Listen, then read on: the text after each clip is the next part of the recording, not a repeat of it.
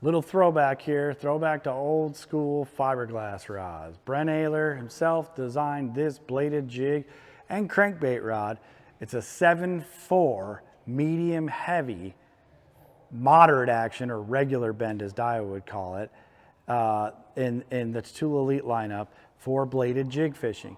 Now, the best bladed jig fishermen in the world all claim, hands down, glass is the way to go. Brent's no different.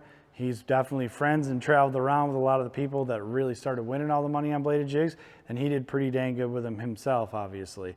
So he designed this rod specifically for bladed jigs, but because it's glass, it's got some backbone. It's also good for your bigger crankbaits, bigger square bills, little mid divers to deep diving crankbaits if you don't want a super long rod in your hands.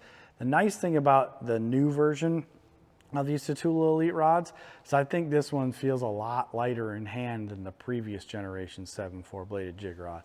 So it's nice, and I think a lot of that has to even do with just the ergonomics of the handle. I know that doesn't mean it weighs less. It probably does a little just because it's cut down in material a little, but that shouldn't affect the balance of a glass rod at all. I think it's just the ergonomics of being able to palm it a lot nicer. Makes it feel a little bit more alive for a glass rod. If you're in the market for a bladed jig rod and you don't want to break the bank, this is definitely a great model to check out. This rod's had a lot of success and won a lot of money. Brent Ehrler does know what he's talking about when it comes to winding a bait. So check out the Tatula Elite bladed jig Brent Ehrler rod in 7.4 medium heavy regular bend or moderate. It obviously bends just like a moderate action rod. It's definitely bending all the way down, way further down the blank than the previous rods have been bending. I'll do a hook set one from down below.